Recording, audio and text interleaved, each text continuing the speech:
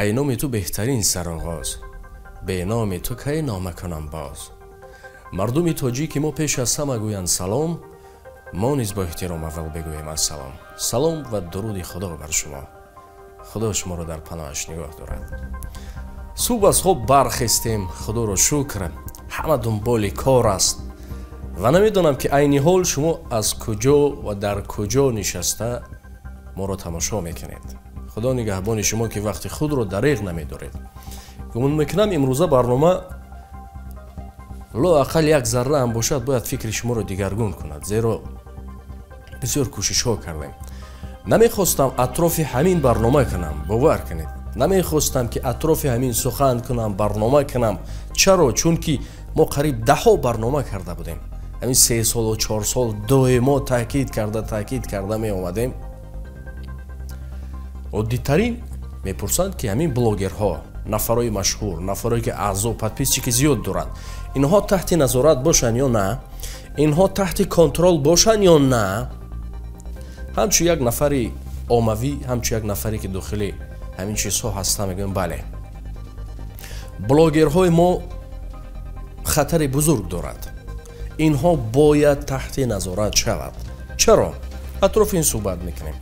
چون مردم ما بسیار اعتقادی که است، او بینید که چقدر هر یک نفر تا 100,000 پادپیسچی دارد، 100,000 ابونچی دارد، 100,000 مخلص دارد که گوش میکنند و هر بعدن سخنهای آنها را تکرار میکنند، بعدن رفتارهای آنها، هر یکی او به خود یک چیز میگذارد سهمشه. یعنی که اینها اگر جاش بیاید شیر را سیاه گوید، میبینید که قسمی از اون سیاه میگوید. یعنی که هر کسی سیاه گوید اونقدر اعتقاد دارن، قسمی از اون سیاه میگوید. یعنی اگر این بلاگرای ما، این نفرایی که اعضای زیاد دارن فکرانی کامل میداشتن، من این چیز را نمیگفتم.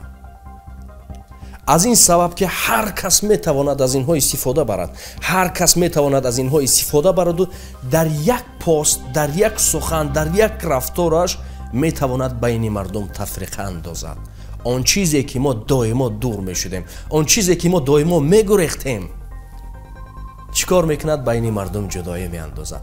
از سبب همین بعد وارد میشوید که مردم ما دو تقسیم میشوند، یکیش این سمت میشود، دیگر این سمت. سخن زیبای ما دائما چه از دشنام است، فلان فلان فلان فلان، همین طریق میرود. چیکار میکنیم؟ گرچه بعدن عملهای ما، رفتار ما، گفتار ما خوب هم باشد، اما بین مردم جدایی می اندازیم که دیگر می بینیم که جنگ می شود. یعنی ما از اون می ترسیم که از اینها دیگر رو استفاده نبرند. اینها یک یراق بزرگی هست که به این واسطه می توانند چیکار کنند؟ بین مردم زود تفریقه اندازند. اینها باید تحت کنترل شوند. دیدید؟ نگاه کنید که اطراف او برگردیم. بسیار خوشحال شدیم. اول که بسیار خوشحال شدیم که مقامات پهلوی ما شدن. یعنی که ما این مبارزه رو دائما میبردیم، دائما تاکید میکردیم بلاگرها، نفرای از آن که خواهر کن، دادر کن، با احتیاط باشید، شما نفران عامه هستید، هر کاری شما، رفتار شما سهم میگذارد. دائما میگفتیم. و امروز نفرایی که سخن قبیح میگفتن، مثلا میگفتن آزاد است اینترنت، بله آزاد است، سخن قبیح میگفتن آزاد است، حتی شب خواب رفت قطعی بازدنش می‌بینید، حتی یک رقص هایی که یعنی که شما را ناراحت میکند، ساده کرده میگیم این با اون معنا نفهمید، با معنای اصلیش فهمید. جلب میگن. هر کس یعنی چیکار میکنه؟ یک کار میکنه، دیگران رو به خود جلب میکند. کلمه جلب این نیست که یک کس بد باشه، جلب کننده است. یعنی که من لباس زیبا میپوشم میبرم، یک کس میگه این قدر جلب هستی، بعدن با زبان فارسی ما، تاجیکی ما، یعنی دیگران را جلب میکنه. سخن هم چنین میشه، سخن هم جلب میشه، هر چیزی که هست یعنی دیگران رو به خود جلب میکنند. و اون چیزی که رفتارهایی که میگن که اینترنت آزاد است، من در این فکر راضی نیستم. گرچنده که بعدن ژورنالیستان، بعدن نفران میگن که ای مقامات باید چنین نمیکرد، ای مقامات باید آگاه. 10 برنامه کرده، مثال عادی همین قدر نفهمید. گاه نفرا رو اگر نصیحت کنید، باور کنید چی سخنها تا نمیگوید. همین شما همین تصور کنید یک کسی میره میگه که همین کارو نکن، شاید من نمیدونم یک افتی تروش خطی یا یک نظر بلندی که یک سخنتون میگوید. نگاه کنید نفرایی که میگن که اونها باید آزاد باشن، اونها این باشن، بعداً چیزها محدود دارد. یا دیگر طرف فهمانیم اگر کسی را قهرش بیاد در ما تاجیکانه از که میگه دنیا بی صاحب نیست، همه استفاده میبره، میگه دنیا بی صاحب نیست، دنیا بی صاحب. خب بله، کشور دنیا که بی صاحب نباشد کشورها هم بی صاحب نیستن. آخی اوید ملت، اوید سالمی ملت باید مبارزه برد، باید بعداً چیزها را قطع کرد، مبارزه بود. بینید کارمندان مقامات وقتی که شما رو از بعضن چیزها نجات میدین، مثال از دزد، از یگان غارتگر و یا که فشارگر و چیزها نجات میدین، یک خرسندی یک عائله میشود. مثال یادی همون نفری رو که کمک کردن همون باید خرسند هستند، از این نجات شدند، از دیگر نجات شدند که حقوق آنها را حفظ کرد و دیگر. اما وقتی که این کارمندان ملت ما رو از این ویروس ها تازه میکنن، پس چرا ما کلی مردم تاجیکستان خرسند نشویم؟ سوال عادی است. وقتی که یک کس رو کمک میکنین، یک عائله رو ببینید که اون عائله چقدر خرسند میشن، بعد تو ببینید میگه همون خیلی خیر. پس اگر که ما رو برای سالمی ملت ما، برای سالمی مادر تاجیک و آینده ما اینها خدمت میکنن، مبارزه میبرن، پس چرا ما کلی مردم تاجیک، من مردم تاجیک رو در نظر دارم، نه اون تاجیکانی که فکرانی خارجه دارن، رفتاری خارجه دارن یا سهمگذار خارجه دارن. یعنی که سالمی، من میخواهم سالمی که همین رو دارد، چرا ما همه کلان رحمت نگوییم؟ باور کنید ما که داخل مردم هستیم، صدها هزار رحمتنامه است که کار به نپرسیم اگر میگن که کار خوب کردن. به چه خاطر؟ به خاطر که آخر بعدن چیزها رو باید پیشگیری کرد به خاطر آینده. همین زمان ما گپ میزدیم، تمام مردم گوش میکرد. یک زمان مدل ها، صنعتکارا، بعضن نفرا همه از ما روی گرداندن، ادپیسات کردن. یا حتی بعدا نفر هم میگفت که ما تو رو گوش میکردیم مدل ها، بعدی که درباره ما گپ زدی بود بس کردیم. آخر ما به خاطر آینده میگفتیم. و حتی همین هم هست که امروز سخنان من تو را درد کند، فردا سخنان من تو را مرد کند. هر نفرایی که خطاکی دارند باور کنید روز اصلاح میشوند، بعد میفهمند، بعد به قدر سخن میرسند، بعد به قدر خطا. چون که برادرای عزیز، بهترین نعمت وقت است. تمام علماهای روی دنیا جمع بشوند، یک ثانیه رو به قفا برگردانده نمیتوانند. اما ما چیکار میکنیم؟ وقتمون رو بیهوده میگذرونیم. مردم باور کنید، اول اینکه سازنده ما پروردگار است و همه اعتقاد دارند به پروردگار، همه به خدا.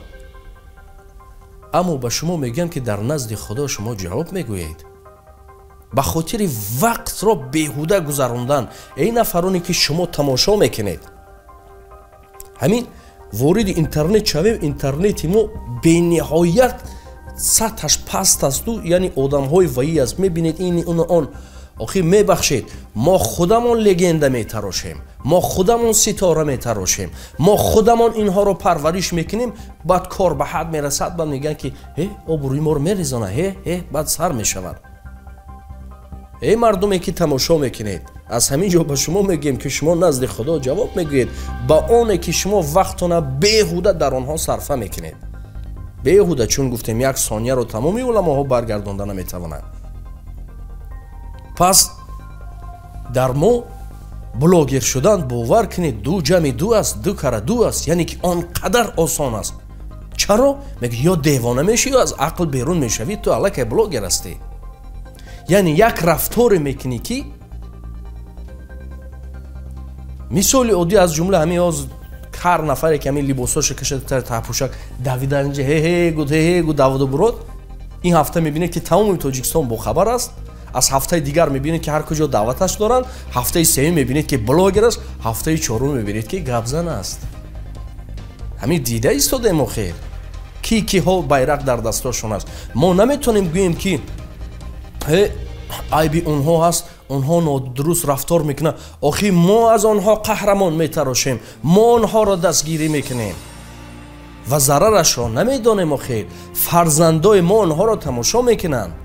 ҳамин фарзандҳои мо бихоҳем агар фарзанд дуруст охир ҳама вориди интернет ҳастанд, ин ҳамаш сабт мешавад. агар баргардем оиди озодӣ, мегӯянд интернет ҷои озод аст, бояд ҳар кас озод фикр кунад, озод вай кунад, рафтор кунад. ба хотири далелаш мисоли оддӣ тобистон лаби дарё, ана мо дар шаҳри Хуҷанд ҳастем, лаби дарё меравед, пур мардум обозӣ доранд, хурсандӣ, обозӣ, садҳо мардум аст. ҳама тани либосҳои обозӣ доранд. дар ҳамон муҳит ҳастанд. агар зиёд не 100 қадам он тараф берун барояд, ами қадди кӯча аз ҳамон лаби дарё, ҳамон нафаре ки ҳама дида исодастпарво надорад, бо ҳамон либосу обозие ки мекунад, ҳама бинад, агар чӣ мегӯ девона аст ё ин ки аст, гуфта мисол, чаро ки аз муҳит берун баромад. баъдан чизҳо ҳам муҳит дорад. бале гуфти шумо озодӣ ҳаст, аммо не дар ҳама ҷо.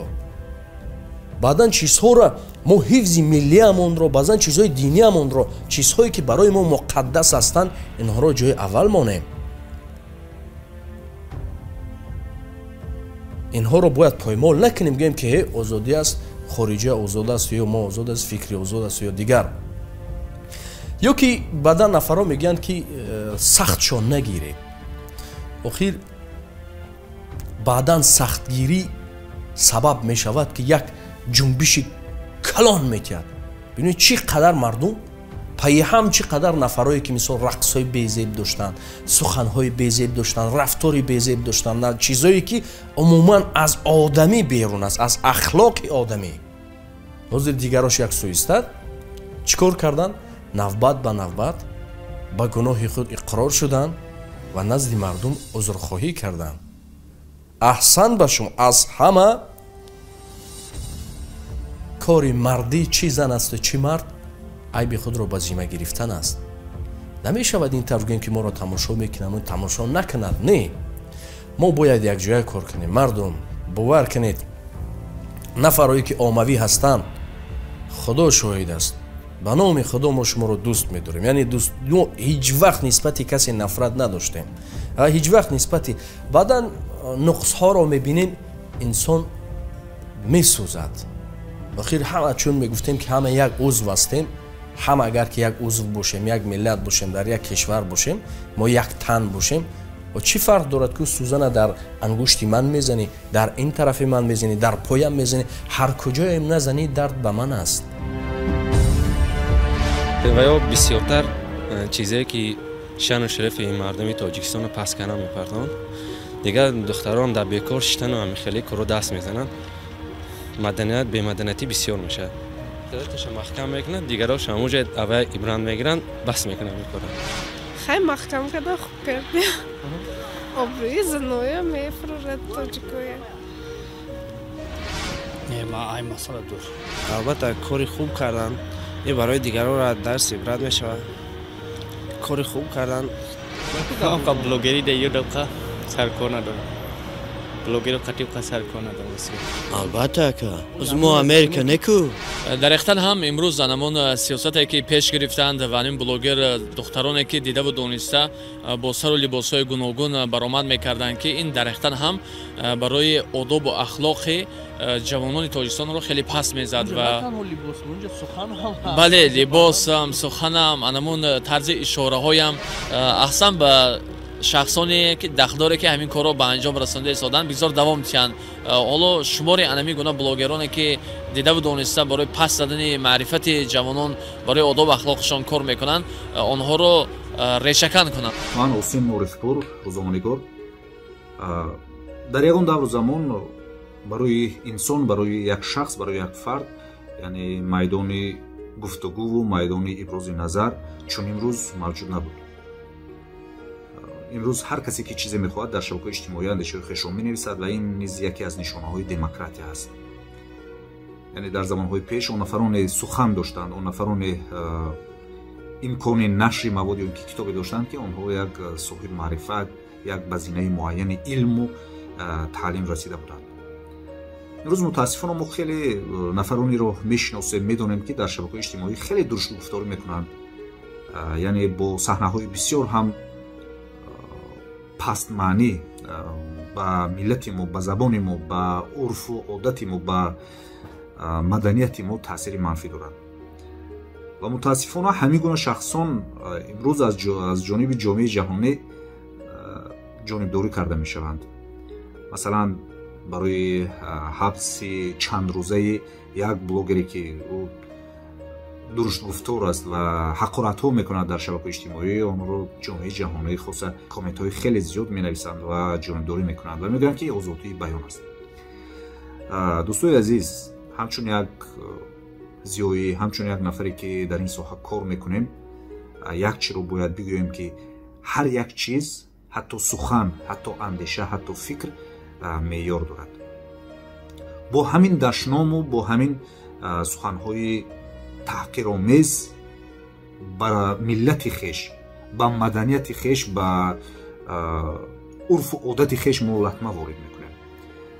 аз ин рӯ муроҷиат мекунам ки он нафарони ватандӯстдор ки ҳоло мегӯянд ки мо ватан дӯст медорем, бояд ҷавонҳо ҳимоя карда шаванд. бале, бояд ҷавонҳо ҳимоя карда шаванд, лекин ҳар чизе ки дар доираи қонун ҳаст бояд баҳо дода шавад, баҳои қонунӣ дода шавад. аз ин рӯ ман фикр мекунам ки имрӯз мақомоти Тоҷикистон бо ин тасмим ки чанд нафар духтарҳоро боздошт карданд ва чанд рӯзӣ ҳатто маҳбас низ намуданд, аз озодӣ маҳрум карданд, корҳои ислоҳӣ анҷом доданд. ин хеле барманфи кор аст, хоса барои блогерҳое ки онҳо бисёр саҳнаҳои фаҳш сабт мекунанд, саҳнаҳои сабт мекунанд ки ин ба урфу одату манфиату шаъну шарафи тоҷик намезебад. забони тоҷикро таҳқир мекунанд, маданияти тоҷикро, таърихи тоҷикро таҳқир мекунанд. онҳо бигзор ҷазо бигиранд.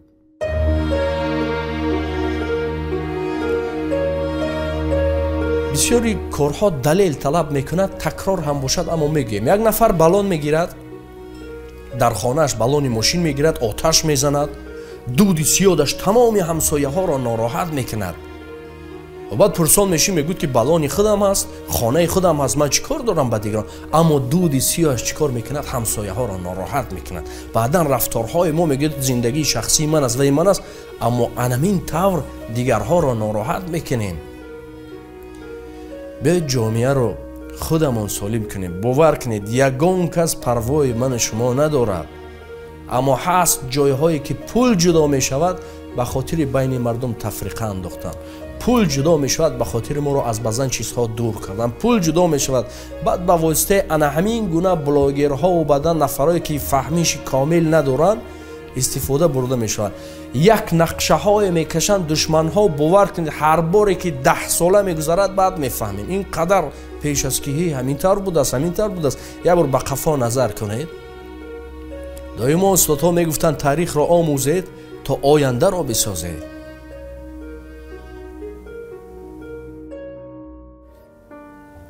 дар ҳаққи ҳамашон дуо мекунем ки худоё парвардигоро, ваъдаи худо аст ки ҳар касе ки 3 бор номи парвардигорро бигирад, парвардигор шарм медорад ки дасташро холӣ бардорад, баргардонад. аз ин сабаб худоё мегӯем ки ҳамаашро тавфиқ бидиҳад, ҳамаашро барои рост ҳидоят кунад, то ки як фоидае ба ҷомеаи мо бирасонад. парвардигор кишвари моро аз тамоми балову офатҳо нигоҳ дорад ва барои ояндаи мо як роҳнамо бошад. ҳар чӣ ба фоидаи мо аст бидиҳад ва ҳар чӣ бар зарар аст дур бигардонад. худо нигаҳбони шумо. агар рафту ин танҳо як фикронӣ, як фаъоли ҷомеа буд, хатоие бошад, манзарат мехоҳем, чунки инсон бехато нист, баъдан дар гуфтор ё баъдан эҳсосот бошад. аз ин сабаб бахшиш. худо нигаҳбон.